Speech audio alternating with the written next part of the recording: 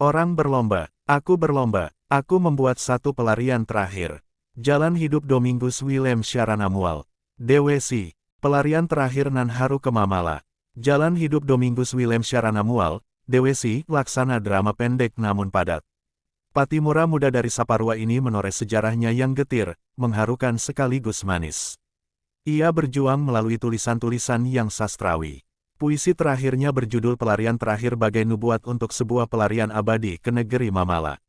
Ia memang pelaku sejarah yang layak dikenang sepanjang masa.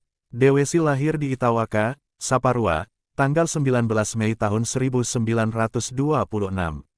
Ayahnya Dorotheus Syahranamual dan ibunya Yakoba Supusepa, petani Itawaka nan sederhana, namun sangat kukuh menanam budi pekerti kepada putranya. Hasilnya, DWC tumbuh sebagai pemuda yang halus budinya namun kuat dalam pendirian. Demi studinya, DWC rela meninggalkan ayah bunda, dan tinggal bersama ibu angkatnya di Ihamahu. Setamat sekolah rendah Ihamahu tahun 1938, DWC masuk sekolah pertanian Ihamahu. Akan tetapi cita-cita menjadi guru membuatnya pindah ke sekolah guru Volkonderwijzer Saparua. Lulusannya bisa langsung mengajar di sekolah rendah. Sekolah guru Volkonderwijzer Saparua pada tahun-tahun 1940 sampai tahun 1941, pelajaran hanya berjalan 6 bulan karena Jepang datang menggantikan Belanda. Sekolah ditutup dan baru dibuka kembali tahun 1943. Pada saat itu, Jepang menguasai Ambon. Tentara sekutu datang menyerang Jepang sehingga Ambon hancur lebur, penuh teror. Melihat situasi perang, Muhammad Malawat dan sepupunya Hasan Malawat dikirim orang tua mereka ke Saparua, sehingga mereka bertemu DWC. Muhammad bahkan sebangku dengan DWC. Siswa beragama Islam hanya Malawat bersaudara, Said Latar, Muhammad Halusi, dan Arsyad Masaila. Siswa Muslim cuma saya dan 4 lainnya, terang Hasan Malawat, dalam suatu wawancara semasa hidupnya, 3 tahun lalu. Dari pergaulan di sekolah guru itulah, Hasan mengaku mengetahui jiwa kepenyairan yang tumbuh mekar pada diri DWC dan kawan-kawan. Mereka semua penyair, tapi DWC yang paling menonjol. Jiwanya bagus, buah pikirannya bagus, ungkapnya. Menurut kesaksian Hasan, DWC dan kawan-kawan senantiasa menulis puisi propaganda demi kemerdekaan Indonesia. Tidaklah heran, mereka kerap berurusan dengan kantor Kempetai di Saparua. Maka demi mengelabui Kempetai, DWC dan kawan-kawan menggunakan nama samaran. Syahranamual pakai nama samaran DWC, Arsyad Masaila memakai nama Ars, Jopli Sapali bernama Josi sedangkan Muhammad Malawat memakai nama Mom. Mereka semua penyair sejak masa sekolah. Tapi yang paling menonjol adalah DWC, kenang Hasan. Kiprah kepenyairan DWC sudah tumbuh pada usia 16-17 tahun. Dari Saparua, ia mengirim puisinya ke Ambon. Puncak karyanya terekam pada tahun 1949, dalam usia 23 tahun. Pada masa ini, karya-karyanya dimuat di media terbitan Jakarta. Sebelumnya ketika menjadi pegawai kantor cabang Kementerian Penerangan Negara Indonesia Timur, NIT, di Ambon tahun 1946, Syahranamual berusia 20 tahun. Saat inilah ia banyak menulis di Surat Kabar Sulu Ambon dan majalah Zaman Baru. Jika pada masa Jepang, DWC dan kawan-kawan sering diinterogasi Kempetai, maka setelah Indonesia merdeka, tulisan-tulisan DWC justru mengundang amarah para bekas tentara KNIL yang mendukung Republik Maluku Selatan (RMS). Ceritanya, ketika masih ada RI dan NIT, ada kelompok Eliza Urbanus Pupela, Otpati Maipau, Amin Eli dan kawan-kawan yang berorientasi pada NKRI melalui Surat Kabar Massa. Sedangkan DWC dan kawan-kawan di Surat Kabar Sulu Ambon berorientasi pada NIT. Walau beda orientasi politik, kedua kelompok tetap saling menjalin relasi dan komunikasi. Pasca konferensi meja bundar KMB di Den Haag ditandai dengan penyerahan kedaulatan pada tanggal 27 Desember tahun 1949, kelompok DWC dan Pupela malah menjadi musuh RMS, sebab keduanya sama-sama menentang proklamasi RMS. Militair Inlichting Dienst, yakni tentara RMS yang dikenal dengan sebutan baret merah baret hijau makin beringas. Mereka menguasai Ambon. Wemreawaru dari kelompok Pupela ditangkap, lantas disiksa secara keji sampai mati. NIT juga mengincar DWC. Sebab itu DWC dikejar sebagai buronan. Ia terus meloloskan diri, tapi kawannya yang memberi tumpangan dan perlindungan, justru menjadi korban. Tahun 1950, Dewesi tinggal bersama keluarga tua Patinaya di kawasan Benteng. Rumah itu terus diintai tentara MIT. Makanya, supaya tak jatuh lagi korban, Dewesi memilih mengungsi ke kubur Cina di Gunung Nona.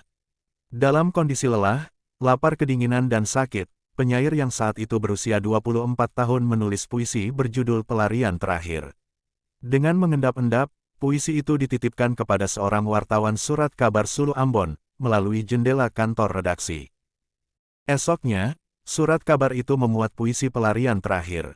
Kali ini, tidak lagi menggunakan nama samaran Dewesi, melainkan terang-terangan menggunakan nama lengkap Domingus Willem Syaranamual. Alhasil, hari itu juga, datanglah tentara MIT memporak-poranda kantor redaksi Sulu Ambon. Beberapa jurnalis dipukul sampai bersimbah darah.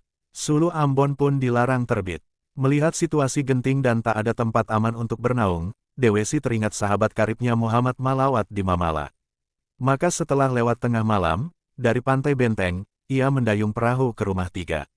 Dari situ, barulah ia berjalan kaki memasuki hutan Rumah Tiga dan sampai di Mamala.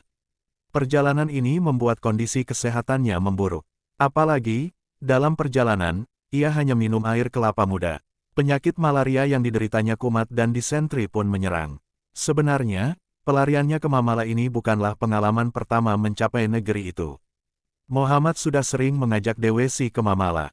Dewesi bahkan akrab dengan penduduk Mamala, yang juga bersimpatik kepadanya. Namun kali ini, Dewesi tidak punya kesempatan bergaul dengan orang Mamala sebagaimana kedatangannya pada hari-hari yang lain. Sebab, begitu tiba di Mamala, Dewesi langsung masuk kamar dan terbaring sakit. Malaria berat dan diare itulah yang membuatnya jadi lemah dan payah. Orang Mamala berjuang mengobati sakitnya, tapi kondisi Dewesi tidak tertolong. Ia menghembuskan nafas terakhir di pangkuan Muhammad, pada tanggal 22 November tahun 1950, 3 hari setelah tiba di Mamala. Warga Muslim Mamala lantas mengurus jenazah Dewesi untuk dimakamkan. Mereka sempat menemukan naskah tulisan tangan puisi Pelarian Terakhir, di saku kemeja Dewesi. Pekerjaan memandikan jenazah, membuat keranda, mengusung ke pemakaman dan menurunkan ke liang lahat, dilakukan oleh warga Muslim. Di Mamala saat itu, terdapat beberapa guru Kristen yakni Talakwa, Soselisa, Siahaya dan lain Samputi. Merekalah yang menyiapkan ibadah pemakaman menurut tata ibadah Gereja Protestan Maluku, GPM. Ibadah pemakaman dipimpin Guru Siahaya. Orang Mamala senang dengan Syaranamual. Sebab budi pekertinya bagus, pembawaannya bagus dan tulisannya juga manis dan tajam, ujar Hasan. Menurut catatan Takarya, Dewesi punya seorang kekasih bernama Nona Jo. Asmara Dewesi dan Nona Jo, bahkan sudah terjalin sejak masih sekolah guru di Saparua. Keduanya tetap saling setia walau tidak sampai ke jenjang pernikahan. Nona Jo dan orang tua Dewesi sempat datang ke Mamala. Mereka tak bertemu Dewesi, melainkan hanya selembar foto profil Dewesi yang dibawa pulang. Karena Dewesi mati bujang, Nona Jo pun pindah ke Bandung dan membujang sampai usia senja. Karya. Setelah Dewesi tiada, beberapa usaha telah dilakukan untuk mengabadikannya, selain makamnya di Mamala. Ada beberapa buku pernah diterbitkan untuk mendokumentasikannya.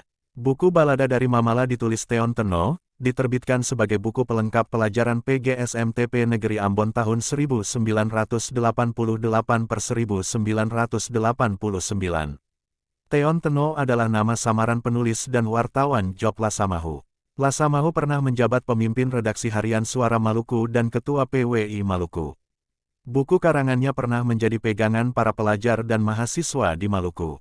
Karya-karya Dewesi yang sempat terdokumentasikan adalah Sesudah Aku Hamil, prosa di majalah Siasat, 1949, naskah drama Ibu Angkat, belum sempat dipublikasi, dan puisi-puisi Ada Satu Cerita.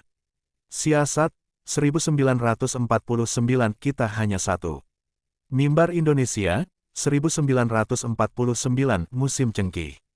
Siasat, 1949, Pasang Surut Mimbar Indonesia, 1949, Sumpah Mimbar Indonesia, 1950, Surat dari Laut Mimbar Indonesia, 1949, dan Pelarian Terakhir Sulu Ambon, 1950. Puisi dan prosa lainnya tersebar di majalah Zaman dan Surat Kabar Sulu Ambon, namun tidak terdokumentasikan. Puisi Pelarian Terakhir bukan saja terkenal karena menjadi karya terakhirnya, tetapi juga menyimpan kisah heroik dan pergulatan batin yang utuh. Pelarian terakhir, baru saja terang membenam hari. Membayang lagi mega merah asap kebakaran. Membawa makhluk lari berlepas diri. Pilih, mati atau hidup, di sini masih ada orang kuat lari. Berlomba dengan maut, sedang aku berharap dengan laut. Aku turun ke laut, tapi bukan anak laut. Aku mau tamatkan ini lembaran. Dalam kelam hari, biar dengan pedoman, pada hanya sebuah bintang, yang lagi bercahaya. Orang berlomba, aku membuat satu pelarian terakhir. Ambon, 1950.